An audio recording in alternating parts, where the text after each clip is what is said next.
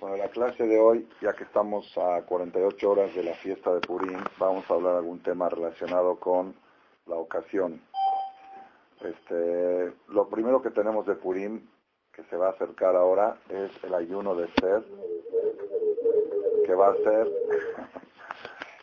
ser, miren, el tema que tenemos ahora, el primer asunto relacionado con Purim que se presenta, es el tema del ayuno de Esther, el día miércoles en la mañana, 5:44 AM hora de México, empieza el ayuno. Uno puede pararse antes y desayunar algo, antes de las 5:40, 44, y se ayuna hasta que oscurece, nada más que aquí hay una restricción, que no se puede cortar el ayuno sin haber escuchado la Megilá, excepto en caso de enfermo o debilidad o algo, pero en caso normal, lo correcto, así como en Kippur, después del shofar se corta el ayuno, en Purim se corta el ayuno después de escuchar la Megilá. La pregunta, lo que tenemos que saber, y es lo más importante de todo, ¿cuál es el objetivo de este ayuno? ¿Cuál es la causa de este ayuno? Este ayuno se llama Ta'anit Esther. A diferencia de los demás ayunos que conocemos, los ayunos públicos son por la destrucción del Bet HaMikdash. Los 4 ayunos obligatorios, que es Asará de Tebet, 10 de Tebet, 17 de Tamuz, el Tisha B'Av y Tzon Gedalia. Esos 4 están relacionados con destrucción, son ayunos de luto. En cambio, el ayuno de Esther no se considera un ayuno de luto, se considera un ayuno de alegría, así le llaman, pero hay que entender, como ayuno y alegría no van. Entonces, ¿qué es el ayuno de Esther? Podemos decir, cuando fue el decreto de Amán de exterminio, la Megilat Esther cuenta que Esther le pidió a Mordejai que reúna a todos los Yehudim que ayunen Sheloshet Yamim Laila Bayom, 3 días de día y de noche, que ayunen 3 días seguidos para que ella se atreva a tratar de entrar con el rey Ahasverosh y pedir por su pueblo, porque Amán había puesto una ley, como era el secretario de gobierno, Amán puso a sus 10 hijos, por eso los colgaron los 10, los puso ministros de economía, de salud, para que los judíos no tengan ningún acceso a la política, para poder cancelar el decreto. Y puso Amán una ley que todo el que entra al palacio del rey sin cita, pena de muerte. Pues nadie podía pedir nada. Claro, para que no vayan, sabía que podía mandar a intentar contactos. Entonces Esther era el contacto más fuerte que teníamos, porque era la reina, pero no sabía por qué, tenía 30 días que el rey no la llamaba. 30 días tenía Esther sin que el rey la citara. Entonces Esther le dio miedo, dijo, si entro me cuelgan, aquí no hay vuelta de hoja.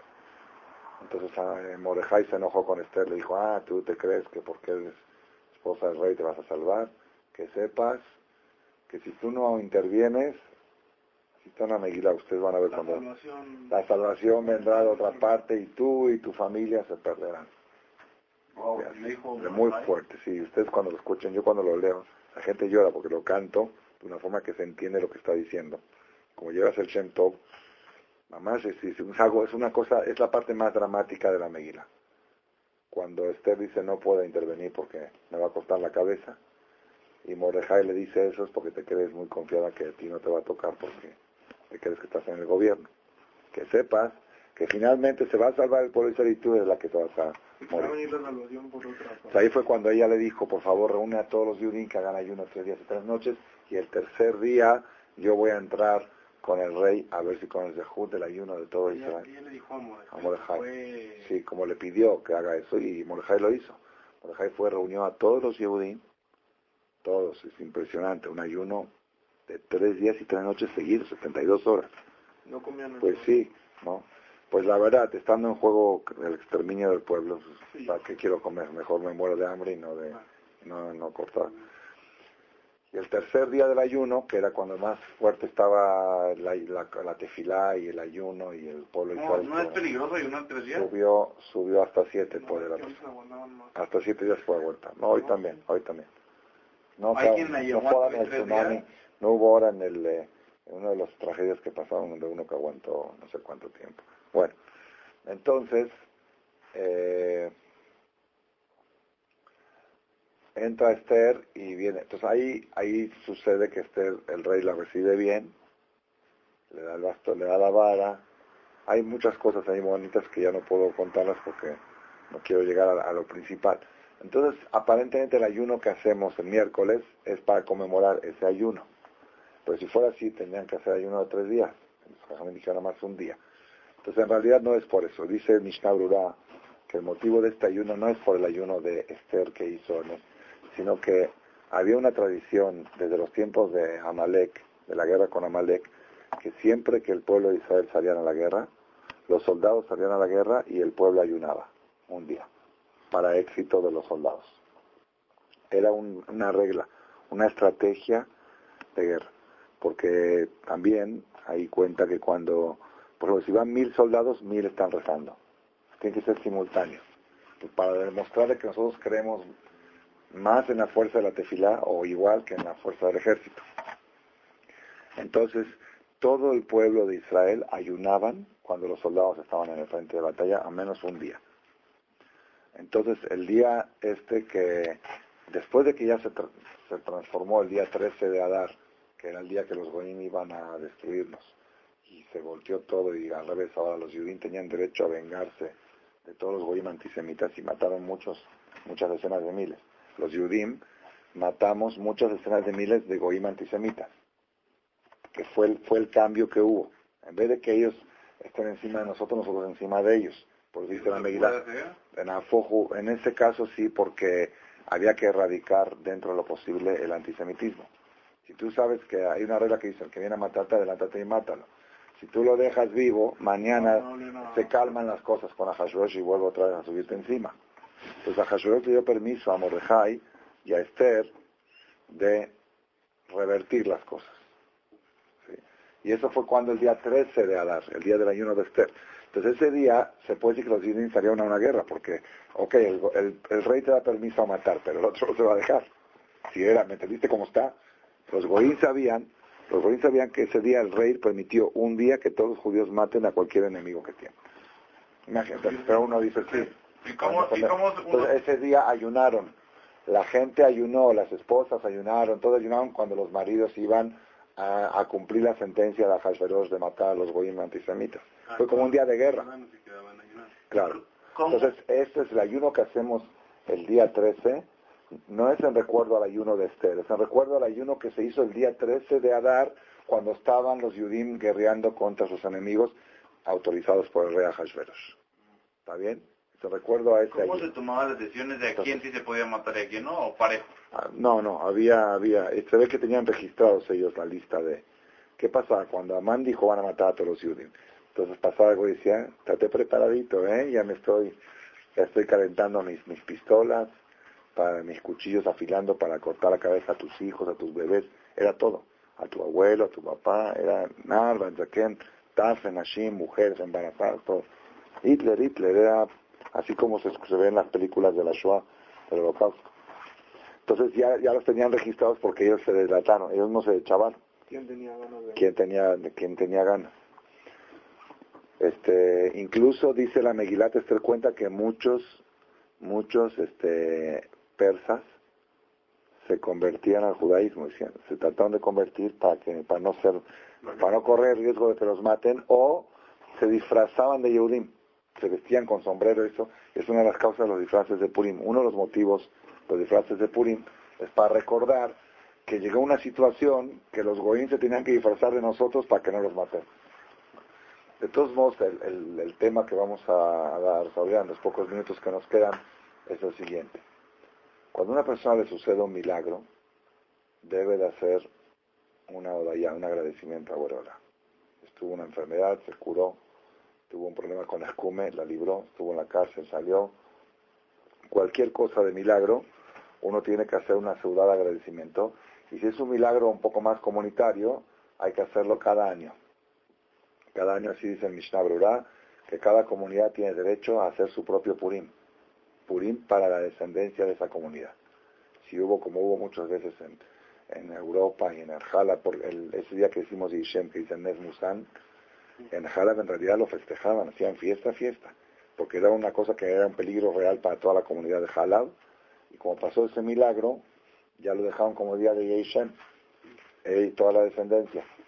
Entonces, existe el concepto de agradecer a Hashem y hacer recordar el milagro cada año.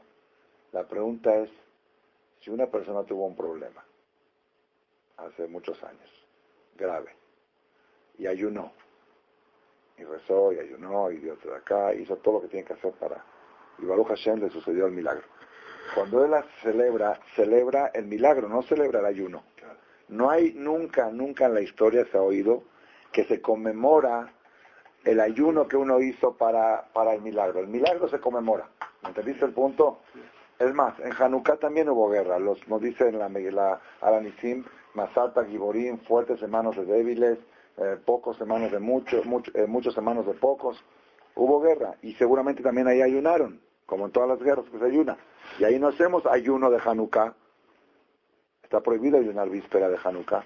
¿Entendiste la pregunta? Sí. Nunca se ha escuchado en nuestro calendario, en nuestra salahot, que se conmemora el ayuno. Sí, nada más deberíamos de... Por ejemplo, si uno le dio todo el Teilim para salvarse, no dice cuando celebra la salvación de todo el Teilim otra vez, no. El Teilim se lee en el momento de la angustia. Pero ya ahorita se celebra con alegría, con una seguridad, el milagro de Hashem. ¿Por qué aquí tenemos que conmemorar el ayuno? Esa es la pregunta. Yo pienso que es una pregunta, se le dije a los Abrishim, esencial, porque si uno no entiende esto, no sabe lo que está haciendo el día miércoles. Y está escrito que Ta'anit velo kavaná que guf velo neshama. Ayuno sin reflexión es como cuerpo sin corazón, sin vida. El ayuno está ahí, no comiste y qué, pero ¿qué estás haciendo?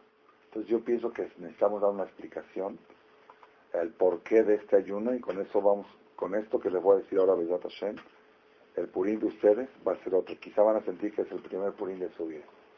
Y no nada más eso. Se les van a contestar con esto decenas de preguntas. Decenas. ¿Por qué esto y por qué lo otro? Con un secreto que vamos a decir ahora. Impresionante, impresionante. En la Megilat Esther, ustedes van a ver que a veces dice Melech Ahashverosh y a veces dice Amelech, sin Ahashverosh. Van a verlo muchas veces. No las conté cuántas, pero son muchas. Un día me metí a la computadora a sacar cuántas son y saqué un remix, pero ahorita no me acuerdo cuántas eran. Saqué algo de la cantidad de veces que aparece la palabra Amelech. A ver si tienes algún programa para meterte, para buscar. Que diga. Bueno, de todos modos, cuando dice Amelech Ahashverosh, es Amelech Ahashverosh, el rey Ahashverosh, el rey Asuero. Cuando dice Amelech, aunque se refiere al rey Ahashverosh, pero hace alusión también a Boreolam. Así dice la Gemara. Cuando dice Amelech, es Melech Malchei Melachim HaKadosh Baruch. ¿Está bien? Ahora, en la Megilá hay un pasuk que dice así. Cuando fue el decreto de Amán, dice, cuando un edicto que fue escrito por el rey y sellado de Tabat Amelech con el anillo del rey, así se sellaba antes, en la Ashiv, es irrevocable. El rey puede revocar un decreto de un juez. Si un juez dictaminó algo, el rey lo puede cambiar. Pero algo escrito por el rey, ¿por qué es irrevocable? Porque se destituye toda la fuerza de un rey. Si el cabot del rey, el honor del rey, es que si está sellado su nombre sobre algo, es inviolable. Ya no hay para atrás. Pero él lo puede...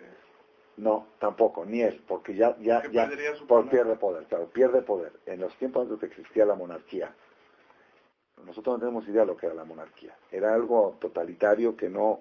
Ahí está, que si entra al palacio sin permiso, lo cortan la cabeza. Le dice algo... Entonces, si ya hay un edicto firmado por el rey mismo, si lo firmó un ministro, el rey lo puede cancelar. Pero si lo firmó el rey, ni el rey mismo lo cancela porque ya se pierde el poder del... Entonces, aquí hay un problema. Porque este edicto de Ahashverosh, ¿quién lo selló? El sello del rey. Estaba escrito con manuscrito del rey. Todos los Yehudim le destruir. Ahora, el rey, también en el cielo. La Gemara de Masejet Megilá cuenta que Mordejai Tzadik se encontró al a Naví en la calle. Mordejai Yehudí, que vivía, se encontró al Yahu, que es un ángel, el del Brit Milá, pero lo vio. Y le dijo, quiero saber si este problema está aquí abajo o el problema está también ahí arriba. Dijo, no, el problema está escrito ahí arriba. Le preguntó por qué hay dos motivos en la Gemara, o porque comieron del banquete de Hashverosh, ¿se acuerdan, no? Cuando hizo el banquete, los judíos asistieron. Invitan a todos los paisanos a los pinos, a una pachanga de 7 días gratis. Con las alhajas del Betamigdash, ¿no? Sí, con comida kosher. Maguen David Meadri. La comida era kosher. Me acuerdo una vez entré a una fiesta, tenía 8 o 9 años, una boda de una prima que no era muy religiosa. Y yo chiquito nunca había ido a una boda, porque era niño, tenía 9 años. Primera vez, papá dice, vamos a la jupá, vamos al banquete, saludamos y nos vamos. Porque era mixto y todo, güey. Entramos al banquete y se me salían los ojos de ver los platos. Sí, el primer plato y los menús y todo. Entonces entramos, saludamos a los novios, a los tíos, a los primos, y ya no estábamos saliendo. Dije, papá, ¿la comida es kosher? Así, de niño, ¿no? Y me dio una respuesta. Esos son los papás que... Mi papá no habla mucho, pero las pocas veces que habló, ¡pam! ¡Pum! Me dice, la comida es más kosher que la gente. O que el ambiente. La comida está más kosher que el ambiente. Entonces, a Hashverosh puso comida kosher, porque sabe que los judíos no van a comer no kosher. Y si pones taref no vienen. Puso kosher, Maguen David, el mejor kosher que hay. Pero el ambiente podrido. Mujeres desnudas, no mandó a traer a su esposa desnuda a Hashverosh. Y no quiso, saben toda la historia. Entonces, o por ese motivo, o porque hubo otro incidente antes con el tema de Nebuchadnezzar, que había hecho una estatua y se apostanaron todos para quedar bien con el gobierno, hicieron una boda zará. Entonces le dijo Eliyahu Naví, esto está escrito arriba. Dijo, ¿está sellado? Dijo, sí, está sellado. Le preguntó, ¿con sangre o con barro? Le dijo, con barro. Se ve que hay dos tipos de sello. Dijo, entonces podemos hacer algo. Así cuenta la Gemara. En otras palabras, quiere decir que lo que está escrito en la Megilá, que este decreto estaba sellado con el sello del rey, se refiere al rey a Boreolán también, porque no dice el rey a Hashverosh, con el sello del rey dice, Betabat Amelech, y ahí mismo dice que es irrevocable. La pregunta es, si es irrevocable, ¿cómo finalmente se revocó? ¿Cómo finalmente se retractó Boreolán, si algo que está sellado con el sello del rey ya dice la Megilá que es irrevocable? Esa pregunta. La pregunta de Rav Haim Falachi. Y lo que le voy a decir ahora, me lo dijo su tío de este muchacho, su tío Elías. ¿Es tu tío? Sí. Él venía a rezar aquí en la mañana, Shachrit, y él le gusta mucho leer de Rav Haim Falachi, siempre trae de Rav Haim Falachi. Él le gusta. Rav Haim Falachi era un jajam en Turquía, en Constantina, que escribió más de 100 libros, y solamente tenemos de él 36 o 40 libros. Dicen que es imposible que un ser humano haya escrito con su puño tanto, que tenía Ashvata Kolmos. Ashvata Kolmos es un concepto cabalístico que él pone en la pluma y se escribe sola. Con un malaj, un ángel. Se llama Ashvata Kolmos, hacen jurar a la pluma. Es un concepto que había poca gente, yo creo que Maimónides también lo tenía, porque lo que escribió Maimónides también es imposible. Y estamos en los tiempos antes, no hay computadora, no hay iPad, no hay copy-paste, no hay todo eso. Todo, y es pergamino y todo eso, escribir así con la pluma de tinta, ¿sabes cómo es? Mojar el tintero y escribir. Y se acaba y volver a mojar y todo.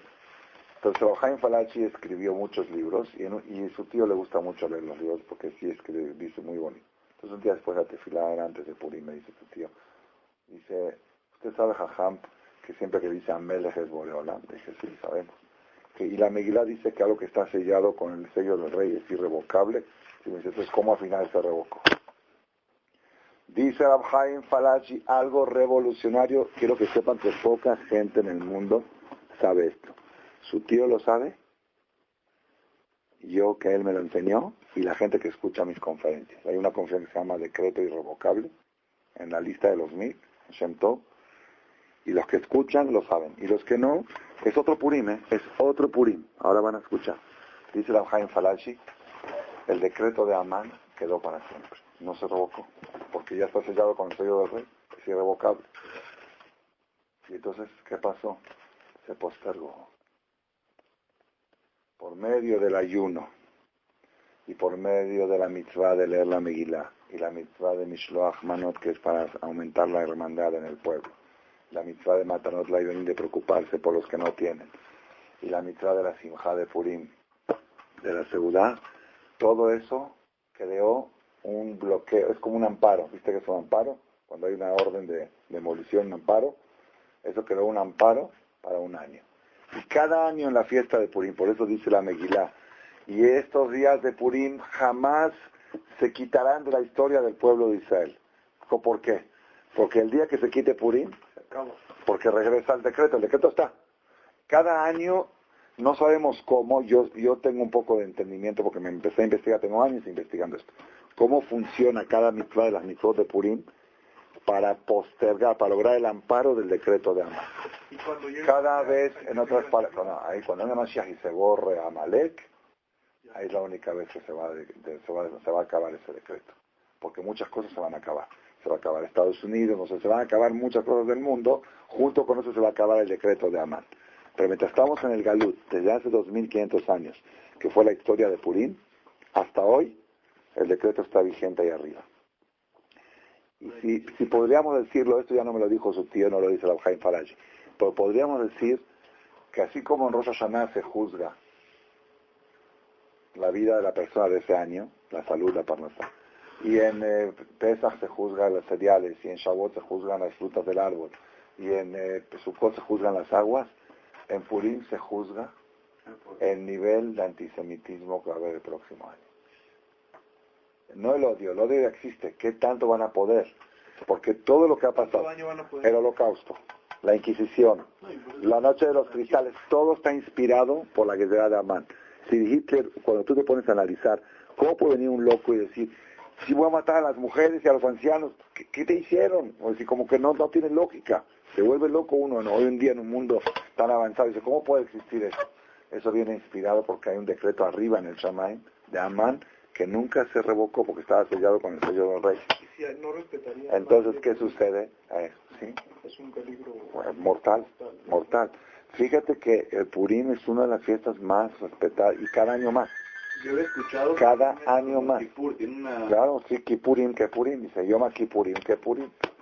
Por eso es Kipurim. Para la supervivencia del... ¿Pero por qué? Porque en Kipurim se juzga a cada persona en privado y en Purim se juzga todo el pueblo de Israel como pueblo. Entonces, quiere decir que nosotros ahora en Purim no vamos a conmemorar un milagro. Sí lo vamos a conmemorar, hay que comer el mitzvah de comer, pero no es solamente eso. En Purim vamos a luchar para debilitar a aquellos que quieren hacer efectivo la guerra de Amán. ¿Quién es hoy? Dijo Rabbi Yosef ayer en su clase que da por satélite cada sábado de la noche. Dijo, hoy, el Amán de hoy es Ahmadinejad. ¿Dijo? Sí. ¿Saben quién es Ahmadinejad? El primer ministro de Irán. Y yo dije una vez, Ahmadinejad es una palabra compuesta. Jihad en árabe quiere decir guerra santa. Guerra santa. Ahmad es Ahashverosh y Amán. Ahashverosh, Amán, Jihad. Él ni él sabe eso. Nosotros sabemos. Ahmadinejad. ¿Y de qué país es? ¿Del que fue el milagro? ¿De Persia? Es Irán. Ahí en Irán. Tú sabes que en Irán está el Shushan Avidán y luego se llama Shushan.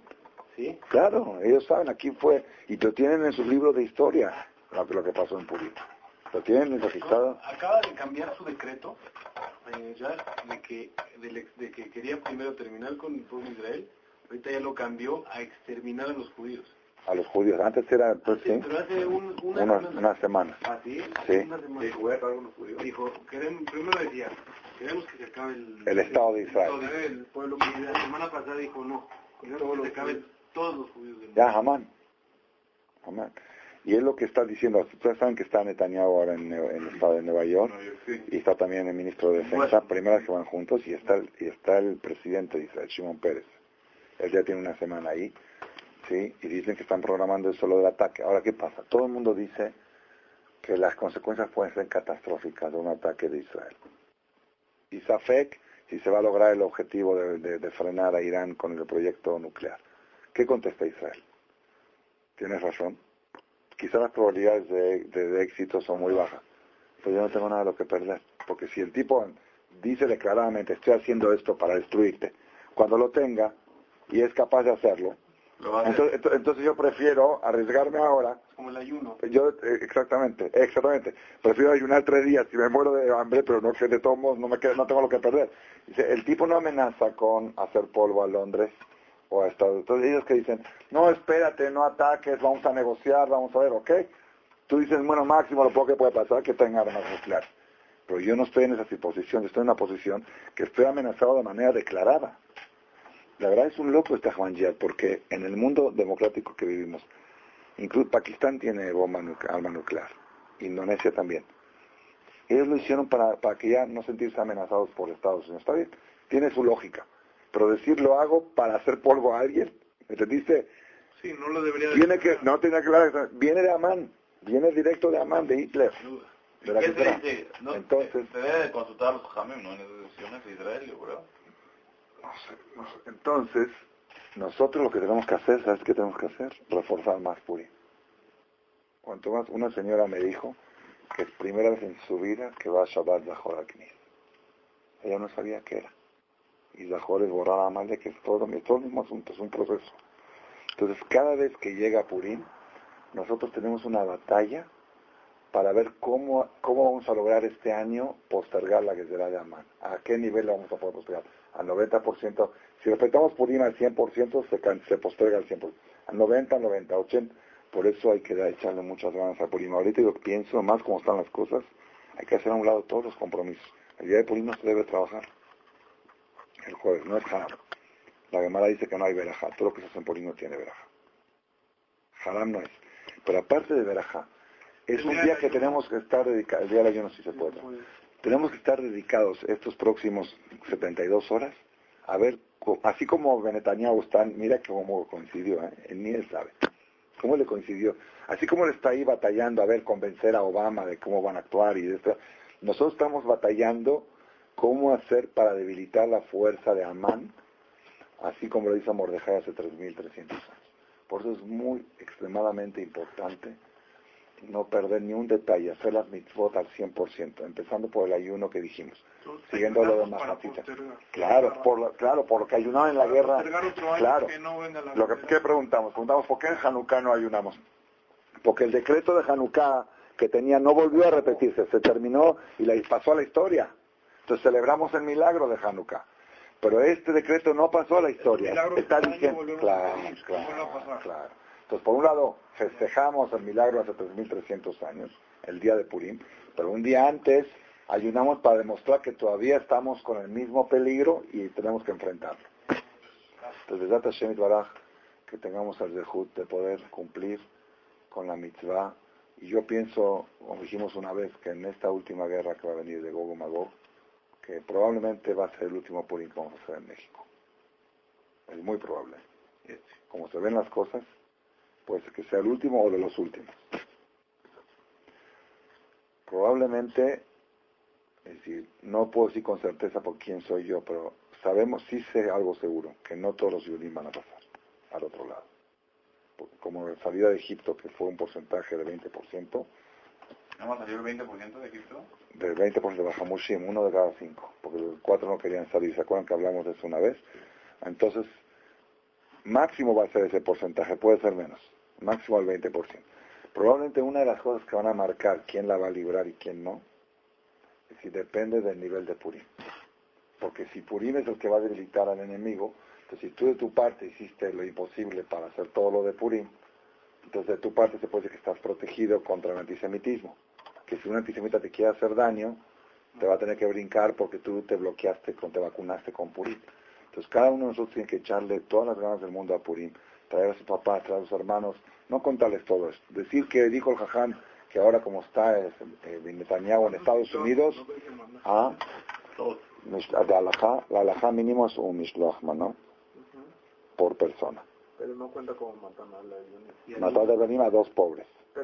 Matar de Benim hay que entregarlo el mismo día, Baruch Haba, el mismo día de Purim hay que entregarlo, el dinero, pero se puede entregar antes, y yo se lo doy a Daniel Michan, mi suegro, y ya el día a su casa vienen pobres el día de Purim a recoger. Yo hago ciudad con él y tocan la puerta todo el tiempo, en fila bien. Ahí no hay una cantidad. Ahí tiene que ser mínimo lo de una ciudad. Una ciudad se calcula a 50 pesos un shawarma, un falafel, así, algo así. Más o menos 50 pesos que pueda comer el pobre. Una ciudad de Purim son 2 pobres. Cada persona a 2 pobres. Pero Mishloach Manot no es a pobres. Mishloach Manot es social, para aumentar. En realidad, El Mishloach Manot verdadero, si pudiera yo explicarles con amplitud, pues lo pueden escuchar en alguna de las conferencias que tengo grabadas. Pongan ahí Adar o Purim y van a aparecer. El Mishloach Manot verdadero es aquel que no está en la lista. Alguno que tuviste alguna fricción con él. La idea es limar fricciones. Porque esa es una de las cosas que hizo Esther. Dijo, ve y reúna a todos los Yudim, quita los rencores y odios. Entonces, si uno sabe que tuvo un problema con alguien, le mandas una canasta, y eso es lo que más alegra a Boreola. Así como un papá que tiene 2 hijos peleados, no hay más satisfacción cuando ve que se contentan. Igual Boreola, cuando ve que alguien que te hizo daño o algo, te lo mandaste una canasta, eso en el Shamayim hace mucho ruido, mucho ruido. Aunque tú no le hiciste nada y él es el que te hizo, con más razón todavía, y si más fuerza tiene. Entonces, mínimo de Mishloach Manot, y hay que mandarlo también el mero día de Purim, mínimo 1. Tú puedes llegar a Knis con tu canacita el día de Purim y cumplir con tu mitzvah. ¿Se debe mandar a través de alguien o se debe dar? Decirle a alguien, entrégale por favor, porque dice Mishloach, mandar, Mishloach quiere mandar. Pero después el social, que se acostumbra a mandar muchos, eso los puede mandar de antes o después también. Pero la mitzvah es 1. ¿Cuántos era Jotim? Ahora, hombre no le puede mandar a mujer y mujer no le puede mandar a hombre. Prohibido, no. De mujer a mujer. Si tú no puedes decir a la señora tal... A la familia sí, ¿no? O sea, si yo le mando a la familia tal... Bueno, pones a fulano y su familia, pero no designado a la mujer. No cumples con la mitzvah. Tu esposa, si le manda a un hombre, no cumple con la mitzvah. A una mujer sí, por eso digo, mujer a mujer y hombre a hombre. Ajá, por ejemplo, si... Tú le mandas a alguien y dices, en la tarjetita pone, de David Levi para fulano de tal, Purim Sameach, te deseo todo lo mejor. Tu esposa de a tal mujer. Pero si tú por error, porque no sabías esto, se lo mandaste a una mujer, la mitzvah no la cumpliste. Sí, en el social sí, en el social manda como quieras, pero en la mitzvah... No, pero una pregunta, yo le mando con mi esposa, un ejemplo... ¿De parte tuya? De parte mía a la esposa de él, tú no cumpliste. A los dos, a David y a su esposa. Pero ¿quién? En la tarjeta, ¿cómo dice?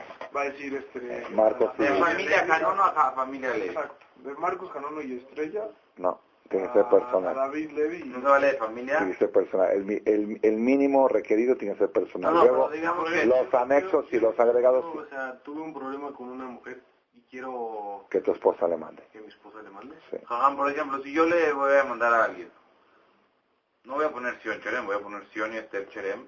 No. Se lo mandamos No. Y mandamos 2 para el entre. Sion, Cherem y Flia. Y en el otro va a decir, ¿cómo se llama tu esposa? Esther. Va a decir Esther de, ¿cómo se llama ella? De soltera. Esther Nahmad de Cherem.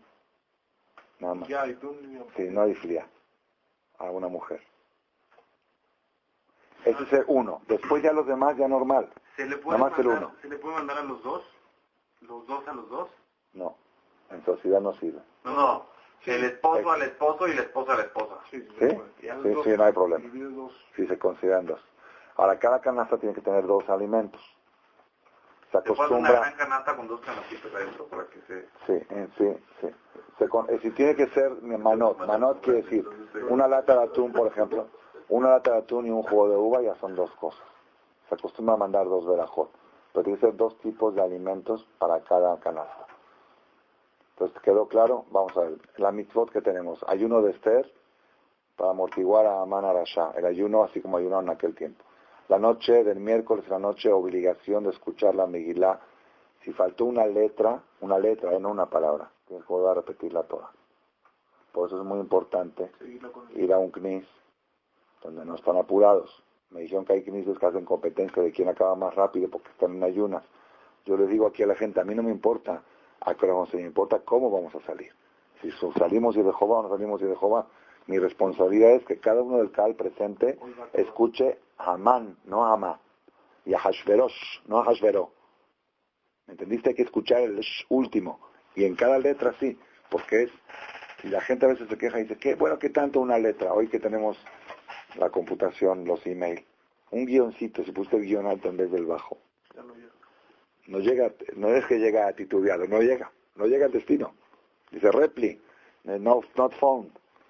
Hoy entendemos por qué la Torah es tan exigente en la letra y en la pronunciación con los guión bajos eso es el miércoles en la noche. Y El jueves en la mañana es más obligación que la de la noche. Hay gente que va a la de la noche y no va a la del día. Pero No se puede desayunar, pero no se puede, sí se puede todo el día, pero no puede desayunar hasta que no escuches la Megilá, ni el hombre ni la mujer.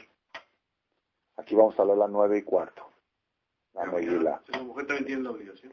Sí, pero hay minyanim de mujeres a las 12 del mediodía, pero no pueden desayunar. Pueden tomar un cafecito o algo, pero así desayunar en forma no pueden, hasta que escuchen la Megilá. Si aquí vamos a empezar Shachrit 8:30 el jueves, Sefer Torah de Purim, y a las 9:15 la lectura de la Milá acaba como a las 10 más o menos. Después se va uno de aquí, cumple con Mishloach Manot, busca, o aquí mismo si uno lo trajo, donde va, cumple, dice, a ver, ya quiero cumplir con la mitzvah de hoy, aunque ya mandé muchas ganas, pero la mitzvah de hoy es así, va con un vecino incluso, dice, se la da al vecino. Ya cumpliste con la mitzvah, tú das a la vecina, ya cumplió con la mitzvah tú y tu esposo. Luego, Matanot Laivionim, que lo puedes empezar a preparar desde hoy, se lo das a alguien que el mero día de Purim lo entrega a un pobre. Y a las 2 de la tarde tenemos minja, hay que hacer minja Gedolá porque como es día de que es mitzvah de tomar, no puede decir minja estando borracho. Entonces hace minja a las 2 de la tarde y a las 3:30 hay que hacer una seudá obligatoria de carne. Tiene que ser carne roja, carne vacuna, no pollo. Carne y tomar vino, de preferencia vino. ¿Por qué vino? Porque todo el milagro de Purim fue con vino. Cuando dice, y le dijo Esther al rey en el banquete del vino, con la borrachera que tenía a Hashverosh encima, mandó a colgar a Amán. Entonces el milagro fue a través del vino, y son 30 días antes de Pesaj exactos, que vamos a tomar 4 copas de vino. Entonces es un entrenamiento para Pesaj. También hay relación entre Pesaj y Purim. Entonces ya cumpliste con esa mitzvah, Arbit, Hashem y Hashem, depende cómo acabas. Yo generalmente hago Arbit a las 2 de la mañana. Si tomé mucho en la tarde, yo me quedo dormido, o a veces hasta vomito o algo. Entonces mi esposa se me despierta a las 2 de la mañana para que diga Arbit, o de hasta 3, 4 de la mañana para decir Arbit. Ojalá que se pueda decir, si no estoy muy tomado, digo Arbit temprano. Aquí pusimos minja 2 de la tarde del jueves y Arbit 7:30, para los que están cuerdos que pueden llegar a Arbit. Y el que no dice en su casa más tarde. Y con esto cumplimos con la mitzvah de Purim, y según la fuerza de la mitzvah de Purim, va a ser la fuerza de cómo vamos a poder frenar a los enemigos de Israel y esperar la llegada de Mashiach Tzidkenu, que podamos, que nuestros ojos puedan ver todas esas cosas que 2000 años estamos esperando. Dinero de Amenu. Amén. ¿Y qué pasa con los que no pagan el cruz? ¿Qué pasa con eso?